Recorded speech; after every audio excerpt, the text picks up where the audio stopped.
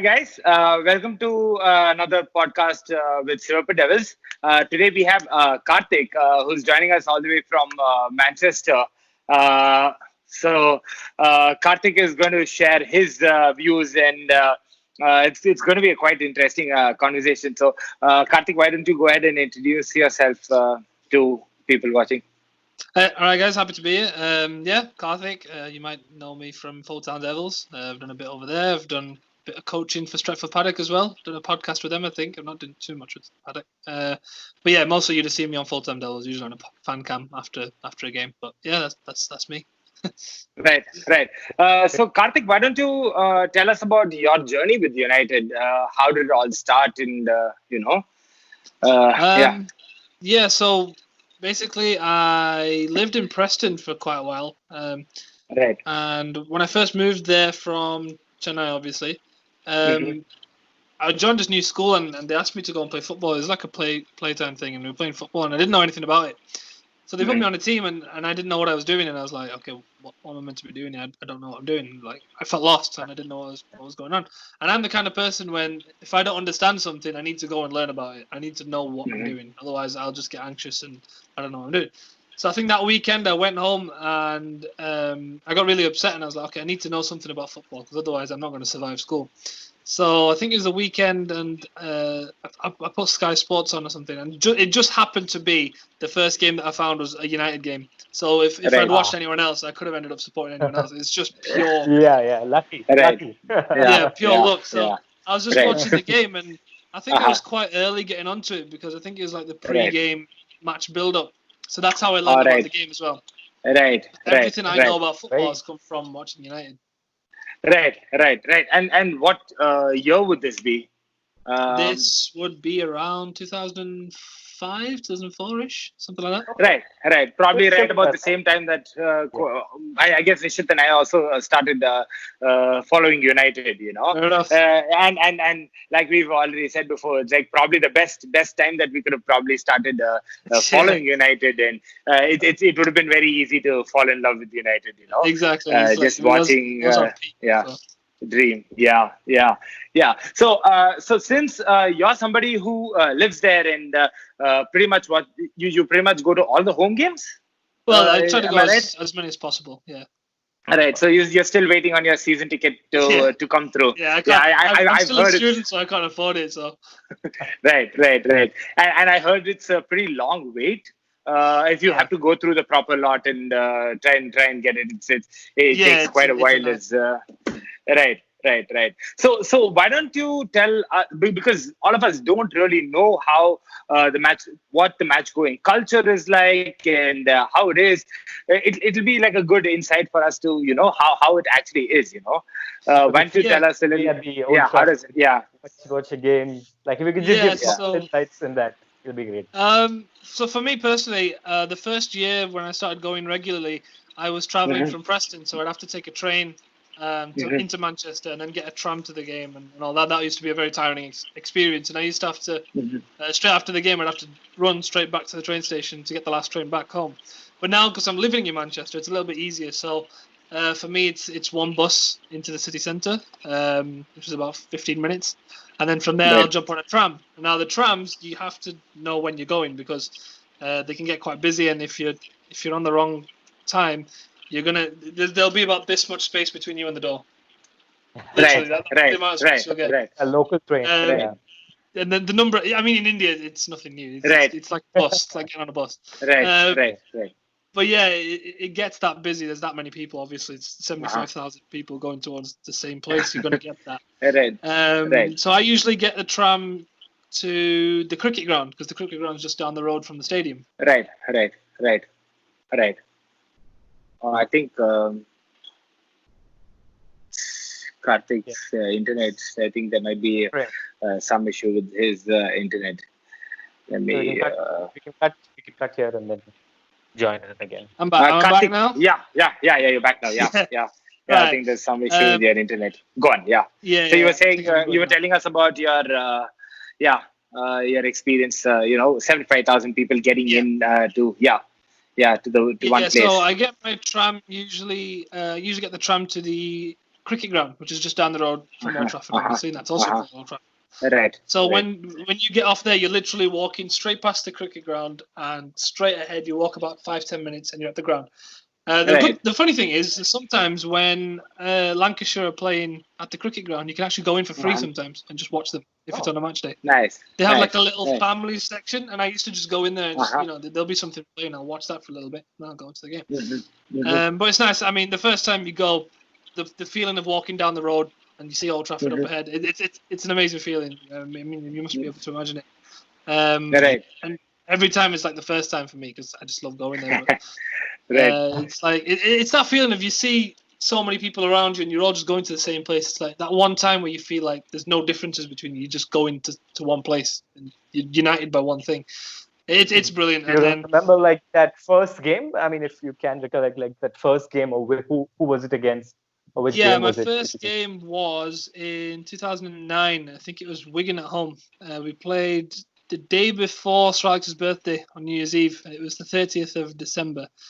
We beat them 5-0. That was a good day. I'm sure you had a great. I'm sure you had a great time. Yeah, that was a very good time. It was and after that would be a good team to watch as well. The 2019 was probably the strongest team. I think it was the actually I think it's the season after we saw Ronaldo. So that was one thing that I didn't get to see. All right. But no, it was good, and I didn't see them again after that until around 2011 when we played. Was it Basel at home? Yeah, the 3-3 draw I think we had, and then after that it was Basel again. Yeah, we got I guess. Yeah. The funny thing is like I think it was before I moved back to Chennai. In 2011, I watched us play Basel, and then when I came back from Chennai and I moved to Preston, the first game I went to was again against Basel when we played them in Mourinho's second season. Right. So okay. So that was quite recent. Yeah. Yeah. So you probably started going to games quite regularly quite recently, if that's the case. Yeah. It's been about 3 years. Okay. And there's like a proper buzz in and around the stadium, and everybody's like super excited. And I mean, if you go to the front of the stadium, you see loads of people taking pictures. You see, there's obviously loads of people that are going there for the first time, so you see a bunch of people taking pictures. It's brilliant. Incidentally, I was there during the World Cup, the Cricket World Cup, actually, last June. So I did, since you mentioned about the walk from the cricket stadium to the Old Trafford football stadium. So I was watching the India-England game, or the India-West Indies game, right there. So watching that, we left that midway, and then I walked in for the stadium tour because obviously there's no matches. So I just went in the stadium tour. I was just there for like 2 hours. I didn't want to go back to the football, as in the cricket match.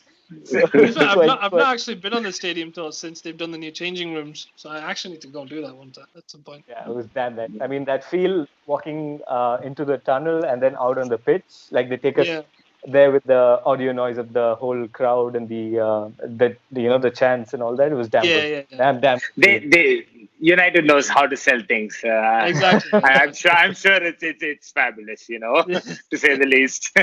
Okay. So which brings us to another thing.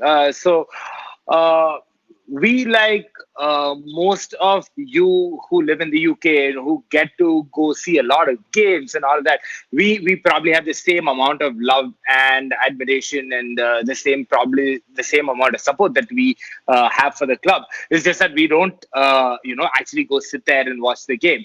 So what would ideally what would be the perception of the match-going fans? What would their perception be about fans like Nishit and I, like who are in India, who don't have the chance to probably watch, but have the same amount of love? What would their perception of, just how things are? And it's a classic little argument, isn't it? About, if you're not a real fan, if you don't go to games and stuff like that. I've seen that far too many times. But the thing is, I feel like I'm in a position to make a comment because I've done both. I've watched it in India where you have to wake up at stupid times. You have to stay up till stupid times. For a Thursday night Europa League game or something stupid like that. You're just sat there thinking, why am I doing this? It's like I could be doing better things in my life. And especially when it's not going good. Exactly. And then I've done the other side where I'm going to these games and I'm still feeling the same thing. I remember, I think it was this season, we played Rochdale and we went to Pens. And I was thinking, why have I done this? Why have I spent my money to come here and watch this? It's just like, so I've done both. And honestly, for me, I think for me, if you love a club that much, you will want to go at least once. And I think that if you do that, that's enough for me. I mean, if you make the effort, because it costs a ridiculous amount of money. People are spending thousands of pounds just to go and see their team once. And I think if you do that, you're up there for me. I mean, if you're a fan and you claim to love the club as much as you do, you'll automatically just want to go, and you'll make yourself want to do that. So I think eventually, even if you are in India, you'll still feel, right, one day I want to go to Old Trafford and I want to watch a game. And you will make yourself do it because it's a dream. I think that's enough.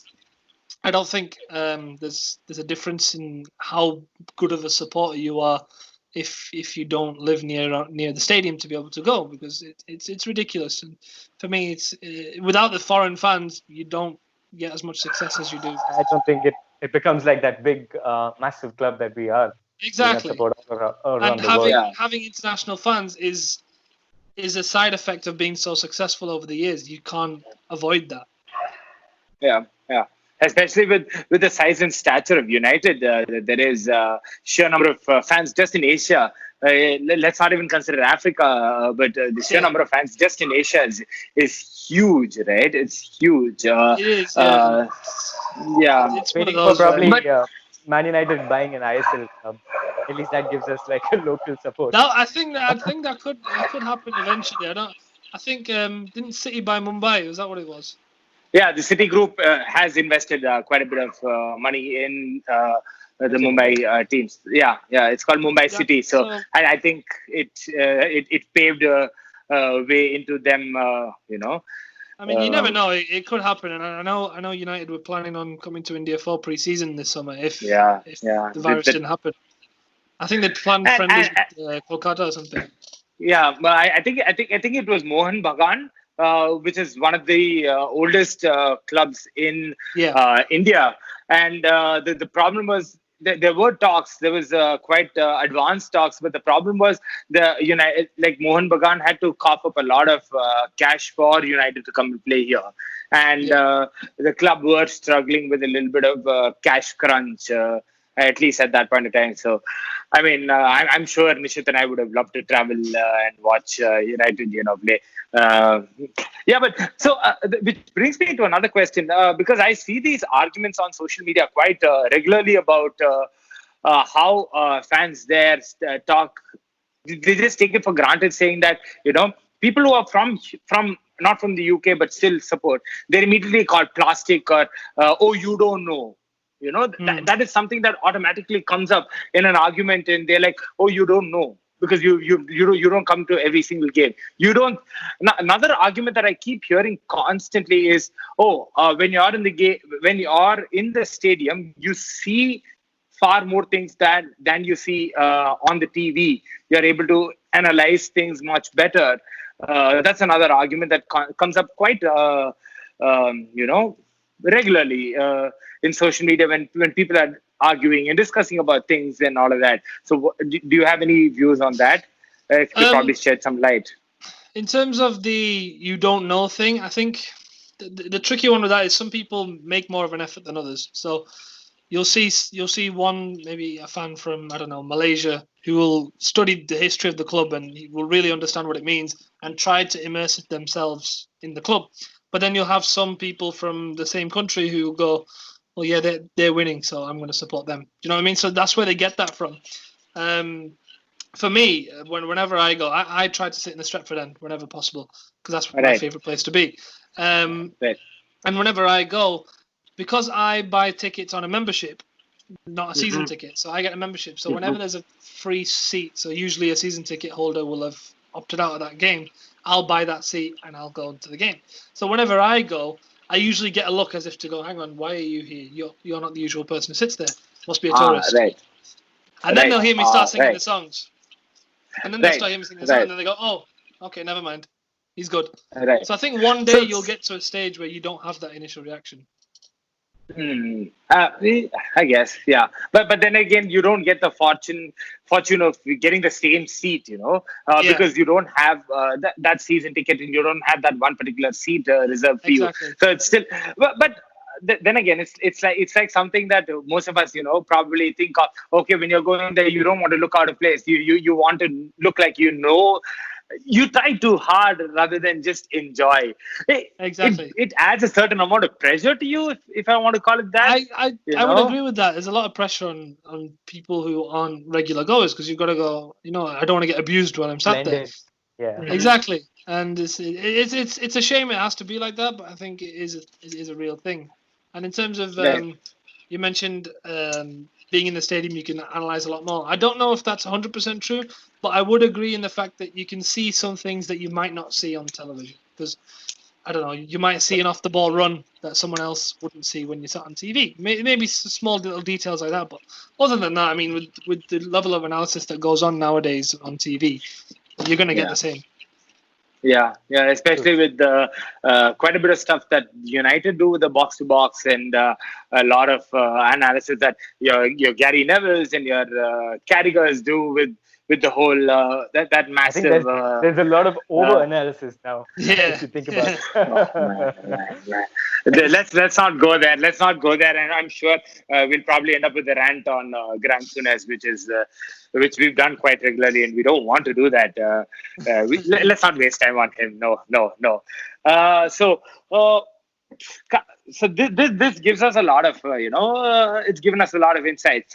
Now, let's switch a little ahead and probably hear your analysis of probably what you've thought this season has been for United.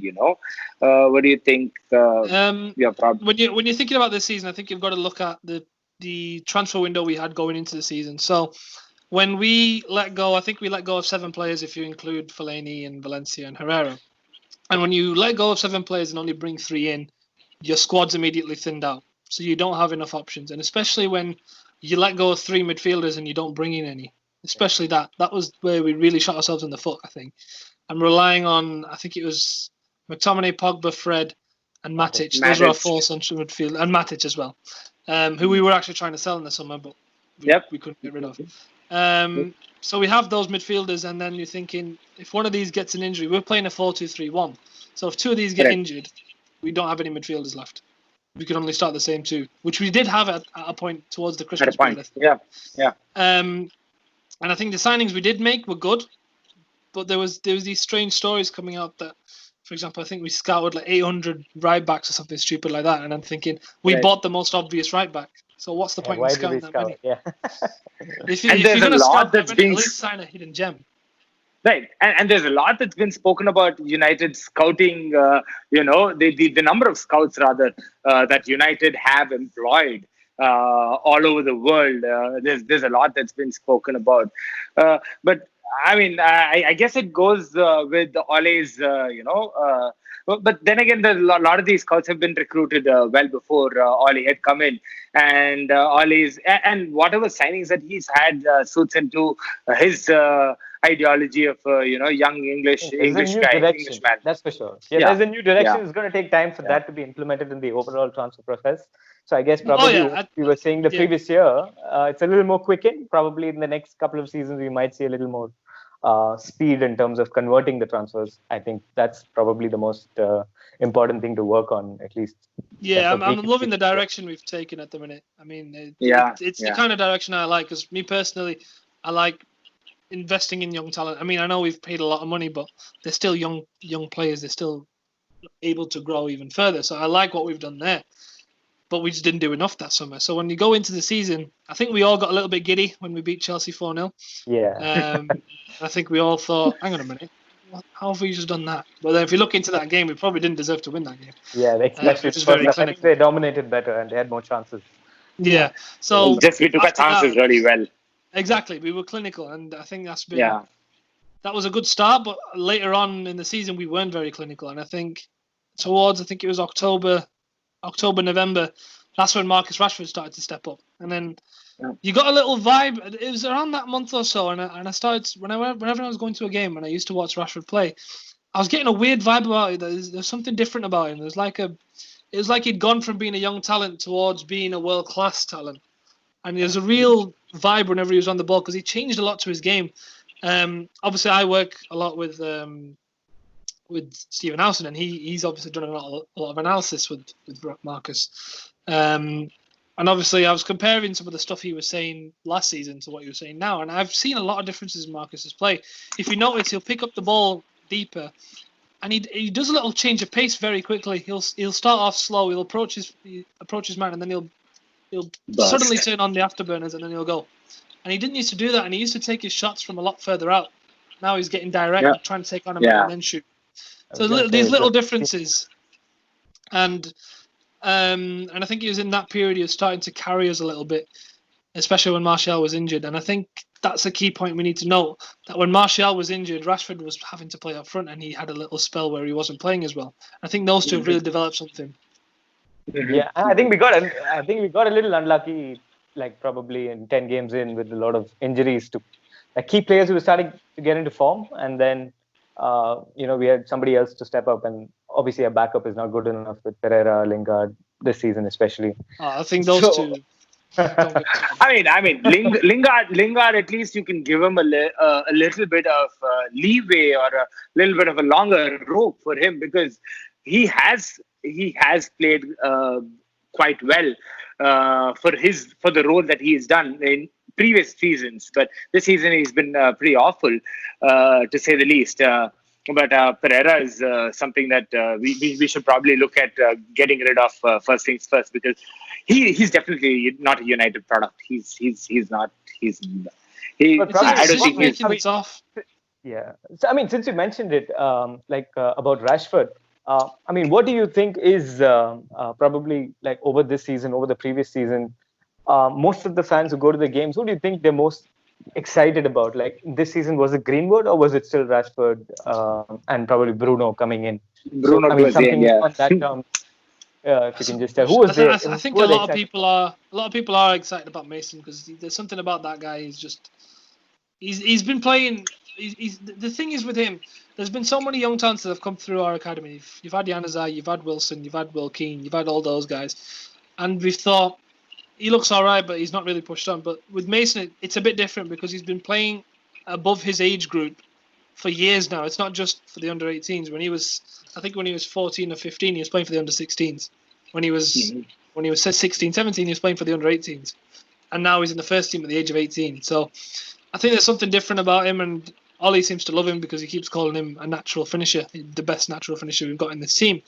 And I think his natural position will be up front. I don't think he'll stay out wide for long. I think he's eased him in very well. I think he's used Mason in the right places. Yeah, instinctive, very instinctive. He can shoot very quickly. He takes shots very quickly. He knows where the goal is. Simple as that. You'll see him at one point in time with the ball right under his feet, and then you literally blink, and then he shot the ball, with quite a bit of power, and he has a knack of getting those goals when despite not playing too well. He's like a proper striker, right? A striker might not have the best of games. He might be very quiet during a game, but he'll come up and then he'll have that one moment of magic where he scores a goal. And at the end of the day, you want a striker. The first thing you want a striker to do is score goals, and then you could probably talk about your pressing and yada yada. But the first thing that you want a striker to do is try to look for those opportunities to score a goal. And if he is scoring those goals, I don't see a problem in that. Yeah. Let him have his day, like a bad day. But he's proving with every game that despite him not having a great game, he'd end up with a goal or an assist. Started off very similar to what Arjun was mentioning. I think Rashford, when he started scoring goals pretty much every game, especially the double against Arsenal, if I'm not wrong. I think the debut or was it the second game? He was very instinctive, taking shots, sensible shots at least in the box. And then, as you mentioned, he was shooting too many outside the box just after like 10 games or something of that sort. And that's where I think he went down a bit, and like people started losing a little bit of confidence. At least what we felt here, that is he someone like a Nani or somebody in that bad form where he just kept shooting left, right, and center all the way? Yeah, it's one of them you see all the time that people used to call him Rashbeck or Trashford or whatever. It's something stupid. Right. But now he should have been. He was on track for about 30 goals this season. I think that was obvious to see.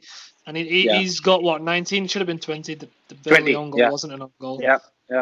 And I think if you told me that Mason Greenwood would score 12 goals by the end of the season, I'd have told you were crazy, because an 18-year-old going into the first team, his first season scoring 12 goals in all competitions. I don't care who he's scoring them against. That many goals, you shouldn't be getting that many. And the thing is, we've relied on just. The thing is, with our strike force, we start the season with Rashford, Martial, and Greenwood, and we play with two of those at any given time. Martial and Rashford start every game, so that leaves one other option. And I think that's where we struggled a little bit in terms of freshening things up off the bench. And obviously, that's where we went. Replacing Lukaku at least with circling back to Rashford, I had a quick question. So, if you could probably think about probable options or reasons for his success, you can't attribute his change in success or like his change in form or the qualities that he's had over the last 2 years. I see a huge difference in the way he plays. When you look at the season, the second season under Mourinho and this last season, there is a world of a change in Rashford. If you could probably think of options or reasons, possible reasons as to why attributes for his change in those form and his quality, what do you think would probably be those reasons? I think a big part of it is his mentality, because he has an inert desire to be better and be the best that he can be, and be the person that leads this team forward. I mean, you see what he's doing off the pitch as well. He's just a class act. But in terms of on the pitch, I think Ollie has to play a big part in that, because I think he's given him a lot more responsibility up front, a lot more freedom to do what he can and show his abilities. Because in terms of Mourinho's system, the wingers were rather rigid, and he likes them to stay out wide and try and get crosses into the box. Which Marcus isn't useful for. His best attribute is to take on players and take shots, or play other teammates in, or play quick 1-2s and get in himself. And I think that's a big part of it. And obviously, I say it as a joke, but I think it actually might be true. I think he's trying to go the Ronaldo route. You see it. You see his body language in games. You see the way he trains. You see the way he approaches things. It's a lot like him, and I just feel, there's something going there, and if he can carry on, we'll see what happens. But got to take it slow at the minute. He's still not reached. Technically, he's not reached 20 goals yet. But I think if he carries on this way, he'd have to have an insane number of goals per season. But there's nothing to say he can't beat Rooney's record. Yeah, that's true. I think that's if he keeps going at it. Looking at him as Ronaldo, or say probably at Ronaldo standard, that's probably getting ahead of ourselves a little bit and putting too much pressure on that. Pressure on him. Yeah. But circling back to what you were mentioning about Ole's part, right? So what do you think, if say maybe we ask you three things, what do you think Ole has brought into the squad? What would it be? Like a big one of them would be identity, because I don't think we had any before. I think we were sort of shifting between managers and we didn't really know what we were doing. I think when we appointed Ole, we were saying, let's go back to what we're good at. Let's go back to the drawing board. What are we actually about? What is Man United about? Let's go from there. And that's what we did. And then the identity we've had, the perfect example is the City result just before everything happened. That day was a sort of statement to say where we've come, because the team is much more likable.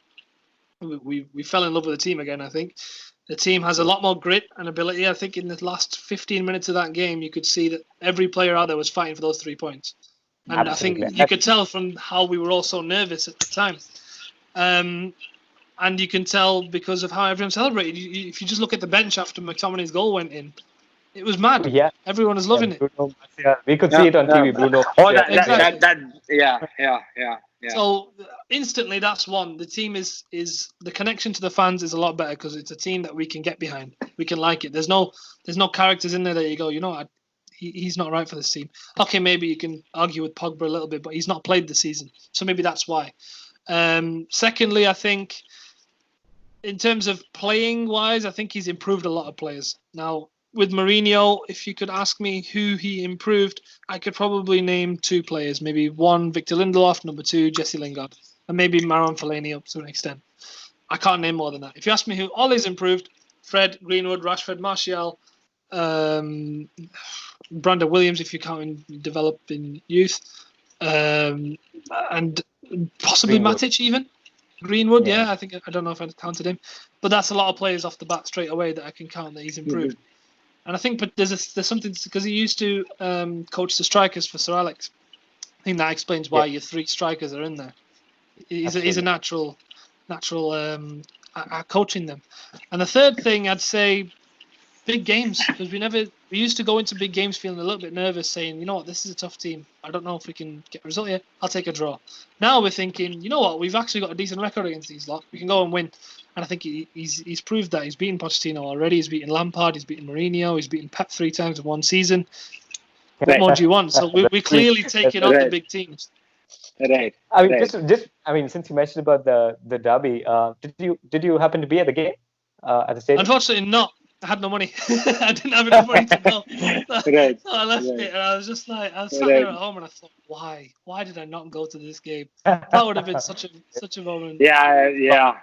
Absolutely. What?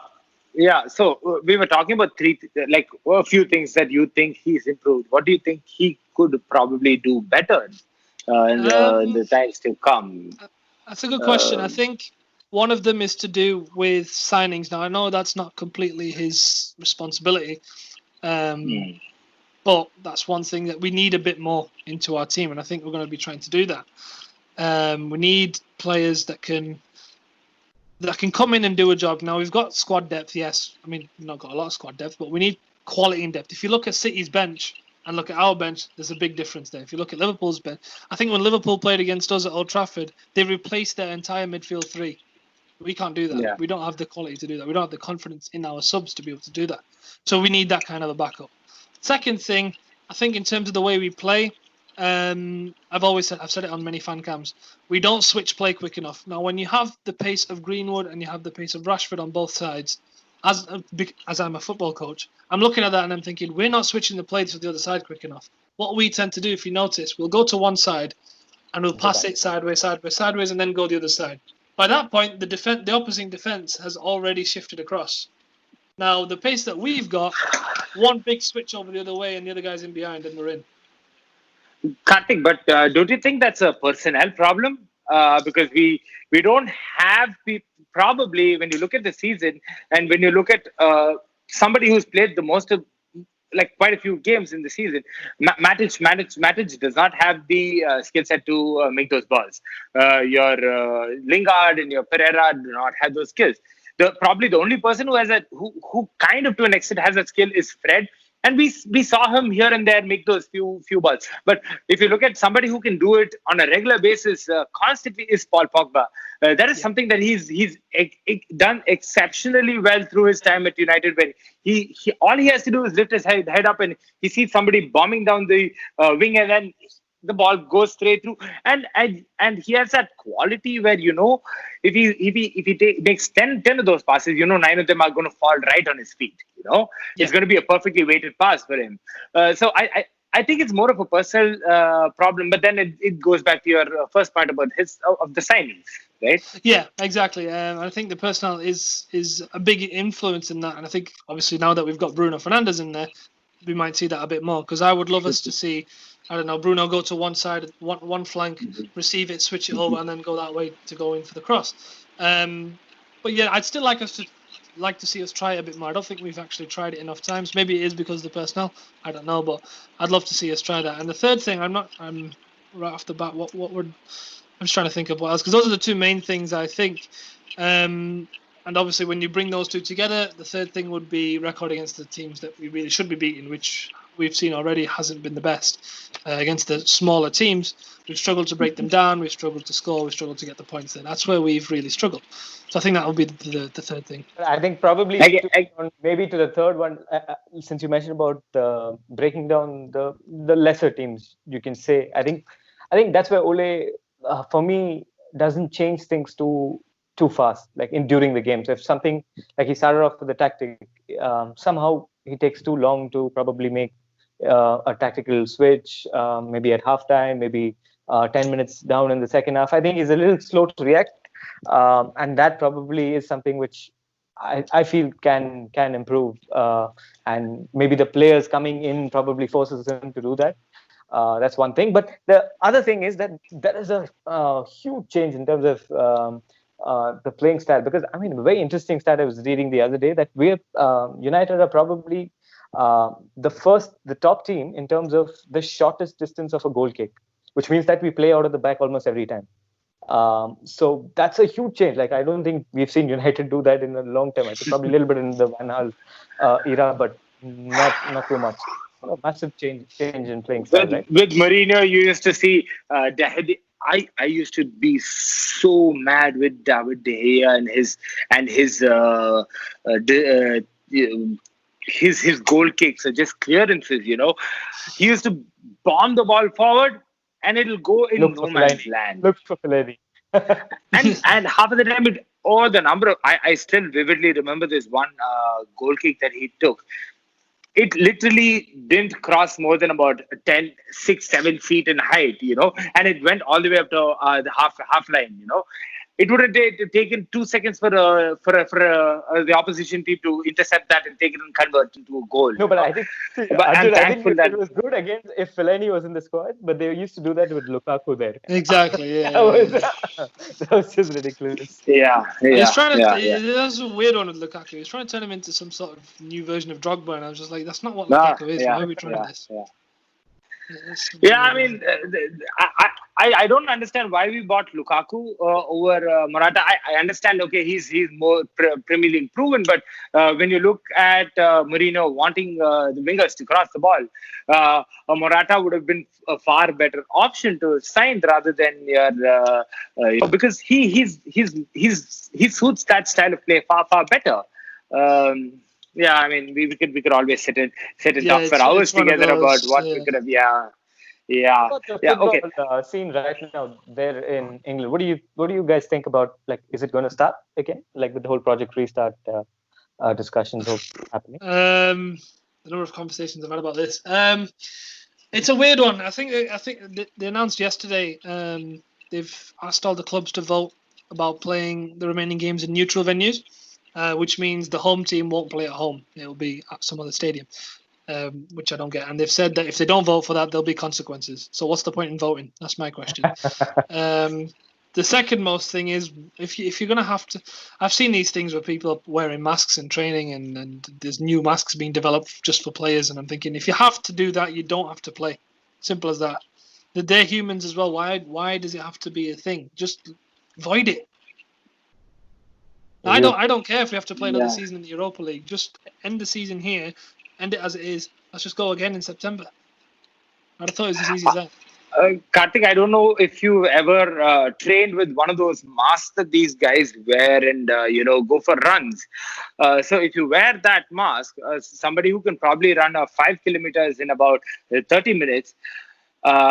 You'd be dead in 2 kilometers. If you're running 2 kilometers, you'd be dead because you're struggling for oxygen. I don't see how it is possible for any player to wear a mask and play. It doesn't make sense. I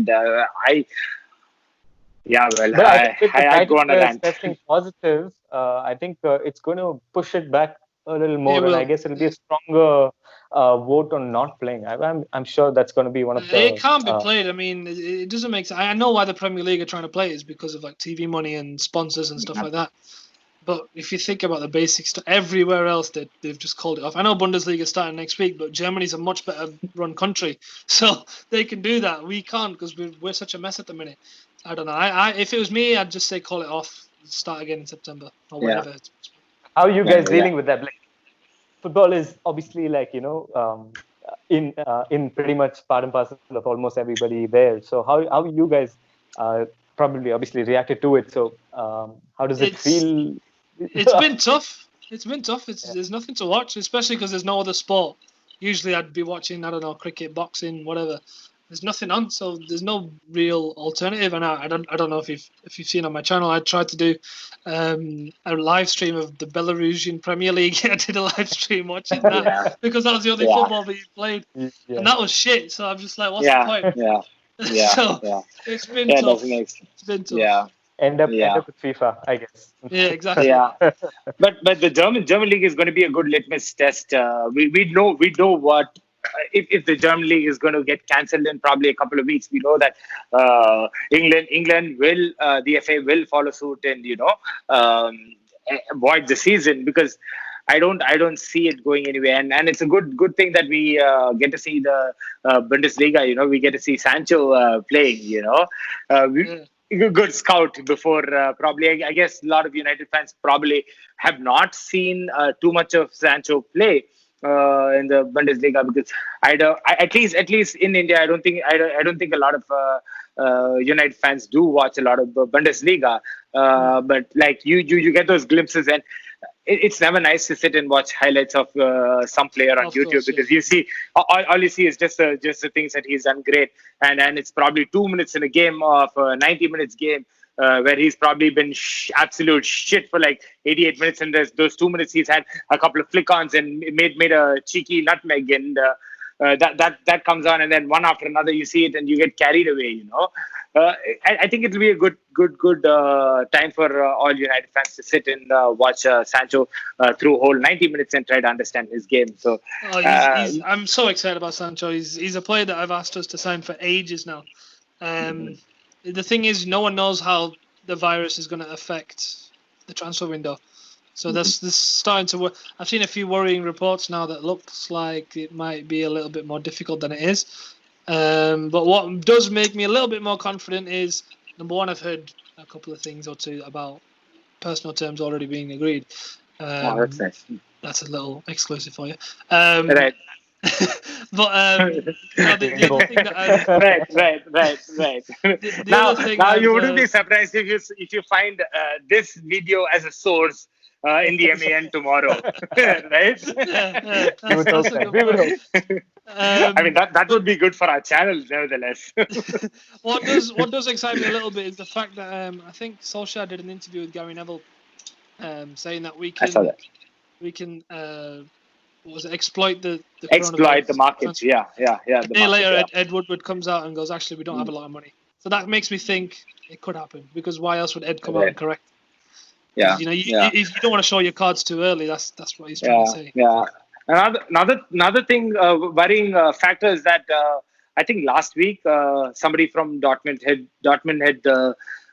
spoken and said something about, we are not in really big need of cash, and we don't really have to sell Sancho this season. This transfer window, we can hold on to him if we want to, and probably try to sell him next season, which again is kind of worrying, because we need somebody to fill that void on the as good as James is. Let's not get carried away with his quality. When you look at a Sancho and a James, it's a no-brainer that you want Sancho to play 10 out of 10 games for you. But it's hard. It's tough. Let's all hope for the best. With Sancho, hopefully comes in. That'll be like a dream trio to watch. And quite young, all three of them, all four of them being very, very young, and they'll have a lot of time to develop and work with each other and form really good partnerships with each other. That's exactly. And probably even if we end up losing Martial, God forbid, I don't want us to lose Martial, but if we do, we'll have really three really young English forwards. The Brexit front three. Right. So we'd be safe. We'd be safe Exactly. With the Brexit if it does happen, and if it affects football. Which brings on to probably one of our last few questions. So I read this week there was a sorry, excuse me. There was a report in the Athletic where they said they spoke about the role of a director of football at Manchester United, and how United and Woodward are not really looking at having anybody to fill that role. Much has been spoken over a very long time about the whole director of football and how it is a very, very crucial piece of the organization that links and pulls all of the strings together. And why don't you first talk about, for the benefit of people watching, if they don't know what a director of football does, why don't you talk a little bit of what a director of football does, and then we can probably go into details about what you think United should be doing. So a director of football essentially is a football agent on steroids. That's how I put it. It's someone that needs to have a lot of contacts in the game. I've seen a lot of people saying that Solskjaer should be a director of football instead of the manager because he knows what's best for the club. That's not what it is. A director of football needs to have contacts where he can go when he's going to negotiate with players. He already has the agent's contact. He knows the agent already, and he has a certain relationship there. It's about building relationships. If Solskjaer was to be a director of football, if he goes to an agent, he's not going to know the agent well enough to have a way of negotiating. Whereas if someone like a Paul Mitchell, who's a very well-known director of football, obviously he's worked with Pochettino plenty of times, if he was to go to a player's agent and the agent quotes them, I don't know, he wants 600 odd grand a week and the club will take about 200 million for him, he's going to go, you're having a laugh. He's worth about 30 mil and I'll give you 50k a week for him. And then that way the guy actually knows. He knows what he's on about. Paul Mitchell's a decent guy.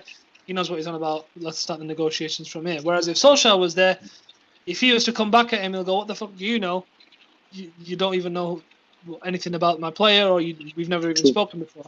So director of football needs to have certain contacts. Now, the problem with United is the director of football that we were trying to recruit wasn't a director of football.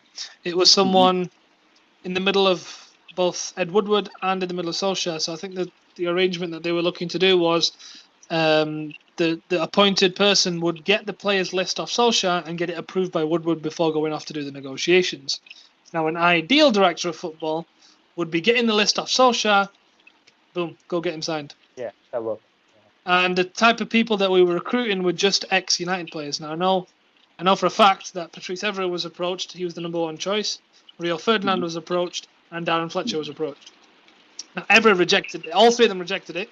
But Evra was the one who rejected it because I don't know if I'm allowed to say this. I think I am allowed to say this. I will say it. He said that it wasn't someone who was going to be a director of football. It was someone for Ed Woodward to shift the blame on. Right. That is something that's widely spoken about. A lot of there have been quite a few reports saying that this is not really a director of football role that they were approaching people for, and it's just a scapegoat for Woodward. A scapegoat for Woodward to shift the blame if things go south, because there was. Until the summer, there was quite a bit of pressure on Woodward. At least until we signed Bruno, there was quite a bit of pressure on Woodward and Solskjaer, for that matter.